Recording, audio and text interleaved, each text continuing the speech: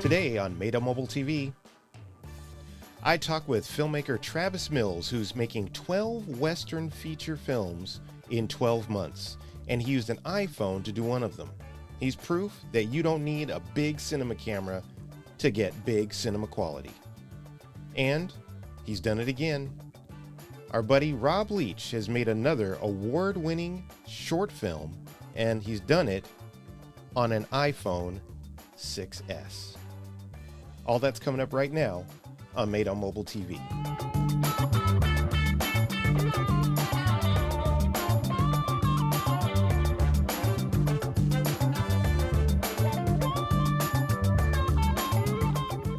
Hey, welcome to Made on Mobile TV. My name is Courtney Jones, and I am here as a full-time filmmaker to help you get the best, most professional video out of your mobile devices.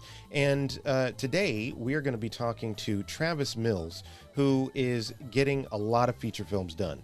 And I mean a lot. He's doing 12 Westerns in 12 months. Did you hear what I just said? He's doing 12 Westerns in 12 months. Features, okay? Now, it's hard enough to get 12 done in 12 years, but he's doing it in 12 months. And I got a chance to sit down and talk to him about how he's doing what he's doing, why he's doing what he's doing, and how he used an iPhone to get one of those feature films done.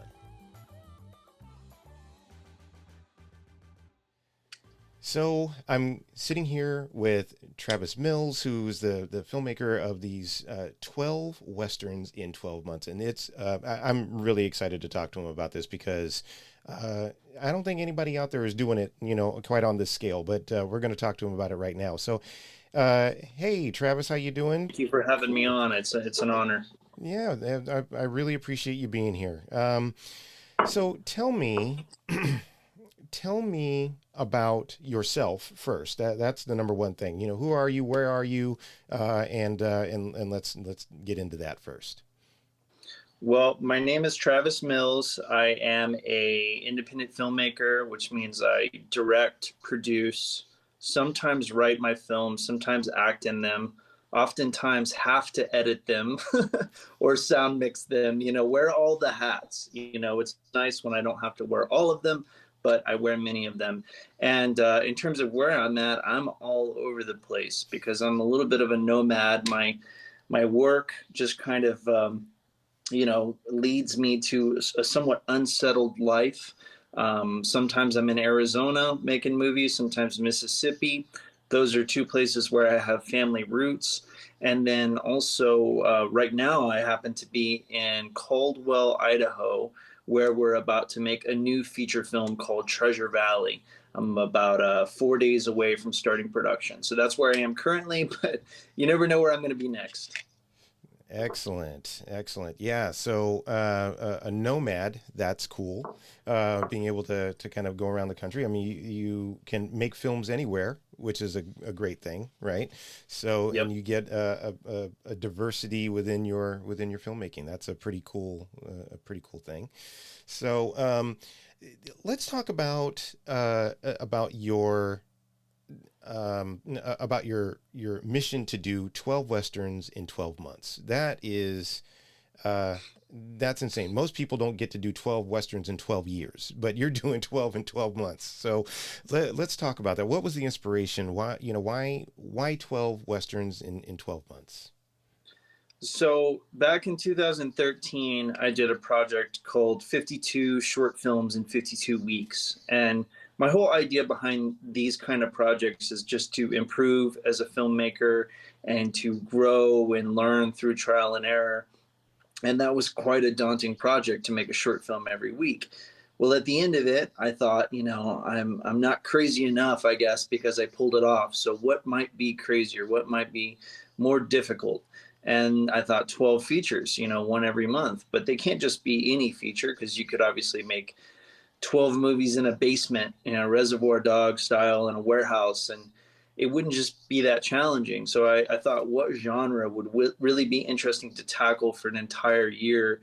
And I've always loved the Western genre. It's just a much more diverse genre than people realize. It's one of those where people say, Westerns are all the same. And you couldn't be more wrong than that. You know, the John Ford Western is nothing like a Sam Peckinpah Western, and those are nothing like Tom Selleck 1990s TNT Westerns, you know, and there's even Westerns made in Thailand and Australia. And obviously there's crazy spins you can do on the genre by combining it with other genres, horror Westerns, musical Westerns. So it just seemed like something that would be fun to explore. And obviously, though there are many Westerns made these days, you know, more and more, I think we're seeing the genre, maybe not emerging, but people are a little bit more aware of it than they have been in the past. It's still one where you can break new ground, I think, and where you can really stand out. Whereas so many horror movies are made that it's really difficult to stand out in that genre, I think. So I came up with the project way back then, way back in 2013. I was writing and kind of, you know, waiting for funding, so to speak. And then I kind of determined, I think it was in 2018, I just said, you know, I'm not getting any younger. This is not getting any easier. And I just have to pick a year and do it. And so I picked 2020. Sure did pick a good year for it, didn't I? Probably the worst year you could have ever picked for it.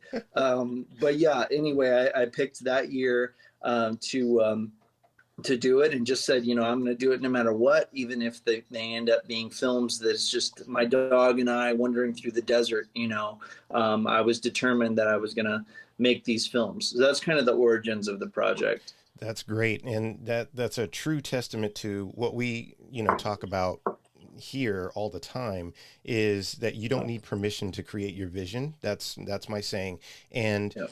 don't wait until you have everything in place, you know, because sometimes, you know, if you don't have the money in place, you know, then that's just an excuse. If you don't have a certain camera, that's an excuse, you know. So Yep. it's, you know, get out of your own way and get it done.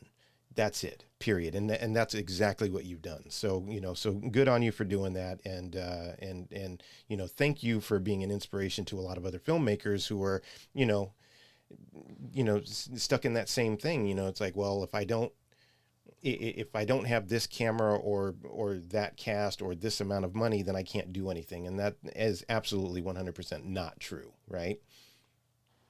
Yeah, it's honestly frustrating when I hear some people that I would have once considered to be heroes of mine, like let's say Francis Ford Coppola or some of these other guys, and they're like, "We can't get a movie made." I'm like, first of all, you're a millionaire, so you can just go out and fund your own movie. If you really want to make a movie, you can just go out and do it. But they're way more about the money and the budget than they are about creating something. And then there's other filmmakers like Werner Herzog who just gets it done no matter what. You know what I mean? Like he just goes and does it. And that's always been something I was more attracted to my entire career, so to speak, for the last 10 years making independent movies has been a testament to just not taking no for an answer. And whether it was money or logistics, we just got it done. And especially last year, you know, it was the ultimate lesson of that, making these 12 movies, not giving up, even when the pandemic hit, finding a way to continue safely. So yeah, I think that, you know, especially with the technology we have today, there are no excuses anymore, No to just go excuses. out and create. And it should all be about creating and finishing a film. That's the main goal, I you know. agree. I agree 100%, you know. Um, you know, so that actually, you know, brings me to my next question, which is, you know, I know that you made one of your westerns on mobile, and you used other technology to make your, you know, to make your other ones, right? And so how many have you made so far? How many of your features have you made so far? And then the more important question is, what made you choose mobile for one of them? Well, you know, we actually finished production on all 12 westerns last year. That was my goal, and I was pretty much going to do that or die trying. So we wrapped production on the last of the 12 on December 31st, 2020. and it was very difficult, but we got it done. So they've been coming out this year. One a month was my goal, to release them one every month. And so post production continues. Example, right now next to me, I've got my iMac open. I'm actually editing. Continuing to work on the edit for the iPhone Western, which is called The Woman Who Robbed the Stagecoach. I'll talk a little bit more about that in a second. But yeah, we're releasing them, doing local screenings. Obviously, that's been a little limited too, as the pandemic kind of, what do you call it, slows down, I guess you could say, and things get back to normal. But we do some local screenings, then we put them on Amazon. So 5 of the Westerns are on Amazon now. And the iPhone movie will premiere next month in Tempe, Arizona. So the history behind the iPhone film was that, each of these 12 I wanted to be very different, whether it be the story or how it was made. We shot a lot of them on a Blackmagic. I'd worked a little bit with Filmic Pro on an iPhone on a music video and some shorts and some behind the scenes stuff. I loved it. I love the whole idea of it. Of course, like many people, I'm sure the first time we really significantly heard about this was Sean Baker's Tangerine. That was just that was just a major thing for that film to get the release it did and the attention it did. And then I heard about the double take feature that they released with the iPhone 11 Pro Max, and I was super fascinated by that. We didn't end up using it a lot, unfortunately. We just kind of went with a more traditional shooting coverage way through Filmic Pro. But anyway, I'm a big fan of that app, and I debated about which of the 12 Westerns I wanted to make with the iPhone. At one point, we were going to shoot one of the films called The New Frontier on 16 millimeter film. And my idea was actually to shoot that movie twice, once on 16 millimeter in black and white and once on iPhone, and maybe shoot it with 2 different casts even and have an interesting contrast. Yeah. I think that's still a really cool idea, but it didn't work for us to shoot on film, so therefore we didn't do the contrasting feature on iPhone. And then eventually I determined that The Woman Who Robbed the Stagecoach was the right project for it, because as I was writing it and developing it, the whole story kind of had a little bit of like a French New Wave Godard feeling to it, and I wanted it to not feel very polished. I wanted it to feel like maybe we were just there with this real life character, Pearl Hart, going through her experiences, and that shooting on an iPhone might lend itself to that. So that was the decision to shoot that film on the iPhone. That's great. I mean, for me, hearing you first initially talk about, just doing what it takes to get it done and using mobile to do it is, to me, that's just the way to go. I mean, as you probably know, I recently shot a pilot for a sci-fi series, and I used mobile for the whole thing, and including the editing, so nice. I got my first cut for the edit, and then I went into other softwares, to do the visual effects and to finish, and then wrap it up back into mobile. But mobile is so powerful now that you can do a whole lot more than you think. And so what I want to do is I want to roll the trailer. You sent me the trailer. I want to roll the trailer, just so people can see, because to me, I even had to show my wife. I was like, this stuff looks gorgeous. You did such a great job with it. But I'm going to roll the teaser, and then we'll talk on the other side. Sounds good. Buffalo gals, won't you come out tonight? Come out tonight. Come out tonight, oh Buffalo gals. Won't you come out tonight, and we'll dance by the light of the moon. As I was walking down the street, oh, down the street, a pretty little gal I chanced to meet and we danced by the light of the moon. Buffalo gals, won't you come out tonight? Come out tonight, oh, come out tonight. Buffalo gals, won't you come out tonight? And we'll dance by the light of the moon. Wow. I am thoroughly impressed with that. That was pretty amazing. So I really want to talk to you about your process, Mhm.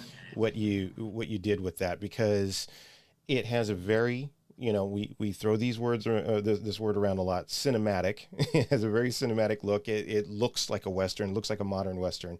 Yeah.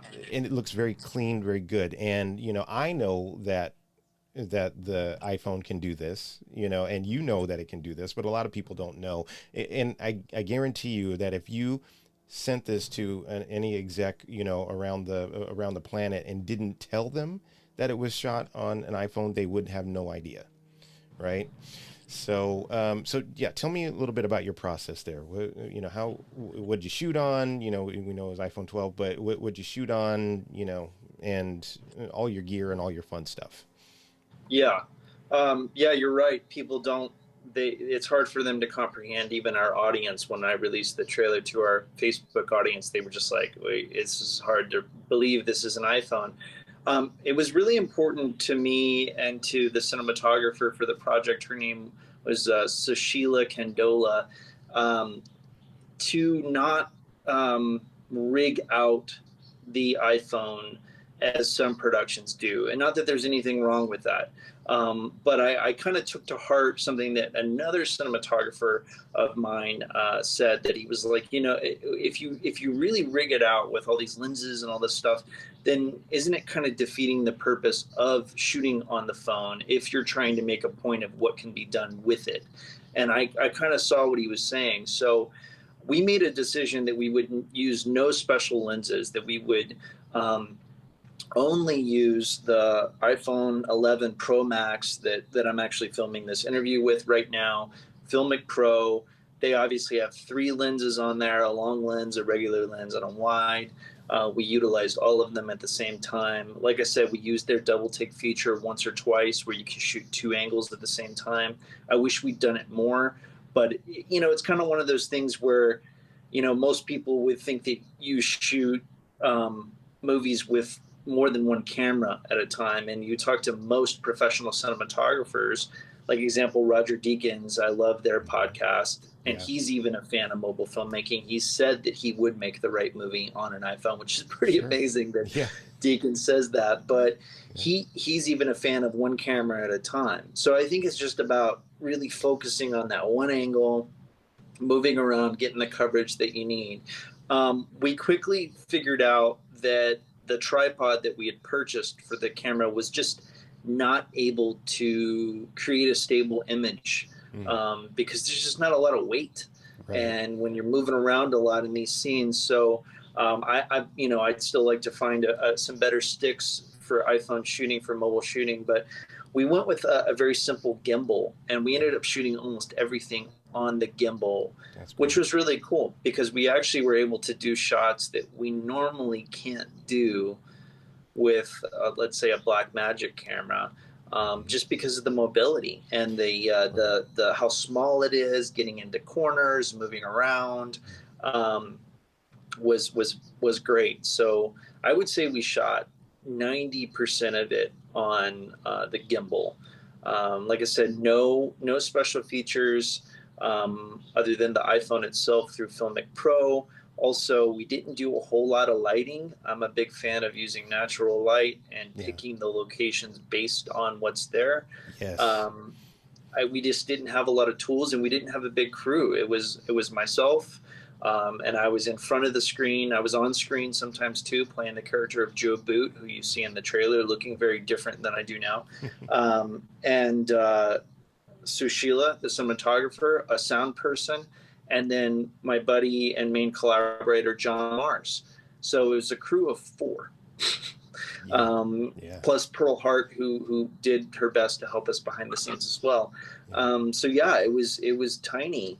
And I think that a lot of what people are responding to when they see the trailer is, yes, the quality of the footage that's possible, but it's also, it reminds you that it's not so much the camera that you're using, but what you are putting in front of the camera in terms of locations, people, costumes. I mean, I think that's actually what they're responding to, is that the train station location is really cool, and that there's people moving around in period costumes, and we added some haze in the air, and that looks cinematic, or any of the desert stuff. It's just great locations and great wardrobe, you know. So I think that's something to remember, is not to get too lost in the in all the technical elements, and focus more on the content that's going on screen. Yeah, that's an important point I think that you make, is that, you know, because we get wrapped up in all the, you know, cool latest, you know, gear and all that stuff. You know, if you're like most filmmakers, you're like, ooh, these tools can help me do this thing, right? And these are just tools, and there's so many tools out there. You know, again, when I shot my pilot, you know, I, much like you, I used my locations, because if I'd have tried to build that location, it would have been $500,000 just to build the location the way that I wanted it to. So I got lucky with a great location. The lighting was sort of built in, except for a little fill light that I would bring in every once in a while. But I let the phone do what it does best. I did use a moment lens on mine, the 58 millimeter moment lens, just because I wanted to get a little more shallow depth of field. Sure. But other than that, you know, it really, it was about the phone. And I actually did it handheld because, I knew that, you know, because I used the iPhone 12 Pro Max, and that it had, you know, the image stabilization, the in-body stabilization in there, that, you know, the technology was going to help me a whole lot, you know. And so, but I used the phone for what it was, and I treated it like a movie camera. I think that's one thing that I did. I just treated it like a cinema camera. It sounds like that's what you kind of did as well.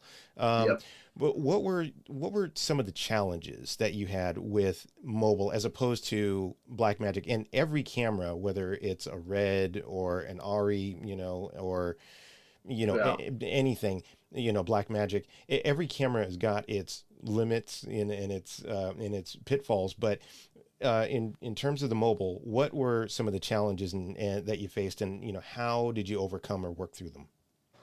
Well, let me say, first of all, that, you know, in retrospect, I wish that we had had more time to practice with the app. I'd done some, but it's just different when you're shooting all day long with it and running into situations you never have before.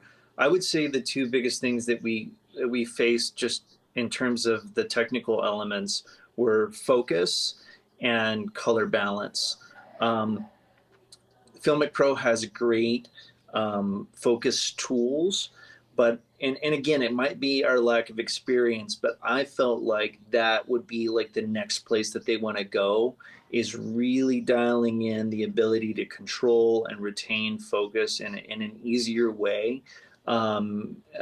You know, and being able to do that, maybe, you know, when you have a 2-shot and there's a great depth difference between the people, sometimes we would struggle with those down the line 2-shots, and also, you know, I would have to stay on my cinematographer's butt about color balance, because it seemed like it would very easily change, and we would just have to stay on it, you know, versus that would not necessarily happen as much with like a Blackmagic camera, you know.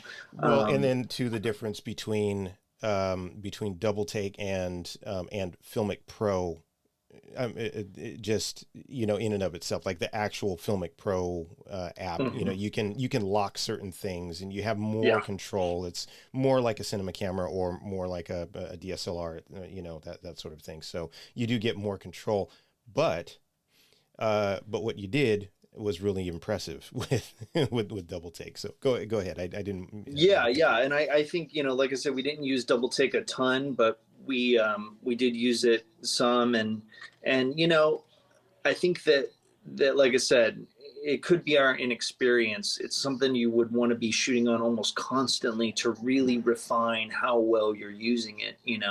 Um, so it's hard to say if that's the app or if it's us, right? Right. Yeah. And then the major thing is we were shooting in August of last year in the summertime in Arizona, and experienced extreme heat. I mean, it's funny, I'm here in Idaho right now and everybody says it's hot and it is breaking 100, but I'm like, folks, you don't know what hot is, because we were shooting in Yuma, and that's one of the hottest places on earth, and we were shooting there in August, so we're talking 115 degrees, 116 degrees, and that iPhone would overheat and just shut down.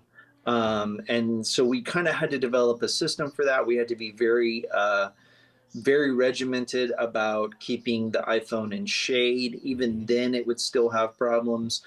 So we'd have an ice pack and keep it cool and make sure that ice packs are your friend. Yeah. It kind of reminded me of the stories of David Lean making Lawrence of Arabia with these film cameras, and they'd have to put big packs of ice over the film cameras.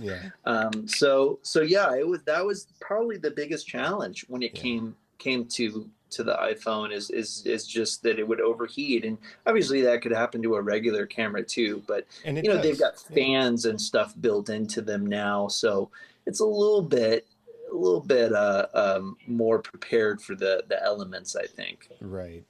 Yeah, no, that's definitely true. It is susceptible to the elements, but the great thing is, as you probably found out, you can just take the thing without a whole lot of grunt power and just move it to a shady spot. Trying to do the same thing with a red that's on a dolly or on a big steady cam, because you'd need to put it on a steady cam if you were going to do that, instead of like a gimbal, which I guess there are some gimbals out there now that you can do that, but it's a little bit more of a thing. But no, this is great. I mean, I'm glad. So now you shot one on mobile. Are you planning on doing any more on mobile? Definitely. I mean, I would love to shoot that way again. I just, I think that Sean Baker said something interesting after he made Tangerine, that people always expect you to just kind of keep doing the same thing over and over and over again. And it's an odd audience / critic thing that happens in the American film world. It's like someone asked me, well, are you going to make another 12 Westerns in 12 months? And I'm like, no, first of all, that was crazy and I barely lived through it. Second, why would I repeat myself? Right.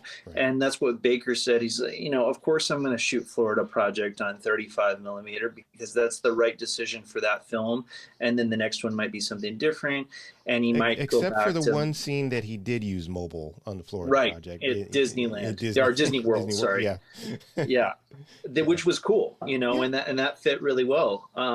So I think it's just about the project, and probably the next time I do it, I will push myself to be my own DP for it and really immerse myself completely. I couldn't do that for this because I was on screen a good majority of the time, but I'd really love to shoot documentary or even another feature that way, and keep pushing the form, keep pushing it and exploring. But it's all about the story, right? I think it boils down to the story, and if it feels right, and sometimes it's not a big analytical thing. It's just like, this one feels like iPhone. I'm doing it, Yeah. No, that's exactly right. It's the right tool for the job. That's what it is. I mean, so, yeah, that's great. Look, I really appreciate you coming on, talking about this, talking about your process, talking about your projects, and talking about mobile. Again, for the layperson out there who is just watching this, they won't know if the story's good and enthralling, which I'm sure this is. So, yeah. So good for you. Look, keep it up. And I definitely, want to stay in touch with you, and especially if you decide that you're going to do any more mobile stuff. I did mobile, just to kind of prove that, because I had already done a feature on mobile, but I wanted to do a series on mobile to prove that it was ready for prime time. But you're proving Right. that it's ready for Westerns, and Right. that's a big deal. Yeah, for sure. Because what Westerns have, can, like you said, it's a very diverse, sort of, cinematic style that you can, or many different styles that you can do within the Western genre. But I think you proved that you can do whatever you want with it. So thank you so much for doing that. No problem. Yeah, and I just want to say real quick that, one thing that I've been very encouraged by is that more than anything else I've done, it feels like this project, the reception for it on like Twitter and the whole like community of people that are excited about mobile filmmaking, it's great. There's a lot of really positive energy there that I haven't seen elsewhere. So when I posted that trailer the other day, I was feeling kind of down about some other things, and that whole community kind of just brought my spirits up in terms creatively. I was like, wow. I was like, they're really embracing this and they're excited about it. And they might not all like the finished film, but they're appreciating that it was done. So that was really cool. Look, getting anything done, and especially in these crazy times, the time of COVID, it's insane trying to do anything during that particular time. But even outside of that, trying to get a movie done, whether it's just yourself or with a full crew, it's not easy, and the fact that you did it and you're doing it 12 times over, I'm sorry, but there are no more excuses. There are none. So you are living proof that there are no more excuses. So, I encourage people to get out there, even if you do it and it sucks, just go out and shoot something. Grab your phone. If you've got lenses, use them. If you don't have lenses, don't use them. It doesn't matter. If you don't have a gimbal, don't let that get in your way of getting your project done. So, and you've done that, Travis. And again, thank you for doing that. And thank you for coming on and, talking to me, talking to us about this, and, really looking forward to seeing, what else you do, in particular, the mobile space. Thank you, Courtney. It's been an honor to be on the podcast. All right, bud. Well, we'll be talking again. Sounds good. 12 features in 12 months. It's so crazy, it just might work. And it seems to be working. And cowboy hats off to Travis for getting that many feature films done. Again, doing 12 in 12 years is a monumental feat, and he's getting them done in 12 months. So you have no excuses out there for not getting anything done. Okay, next segment is what I like to call Check This Out.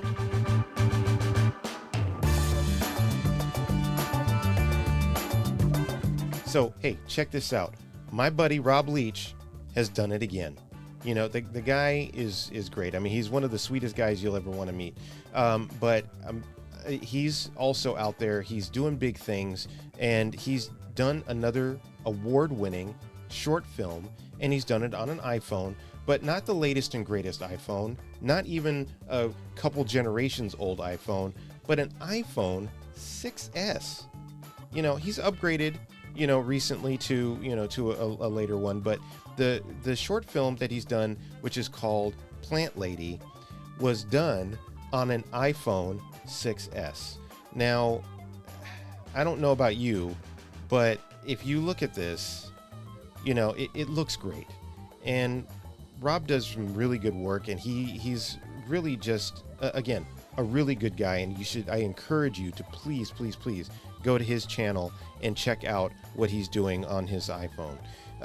It's really spectacular stuff. So, that's all for this show today. And look, I really appreciate you stopping by. As you all know, you don't need permission to create your vision. get out there, make something cool, make something fun, and you really just have a good time with it. That's the most important thing. I love you guys like bacon, and I'll see you on the next one.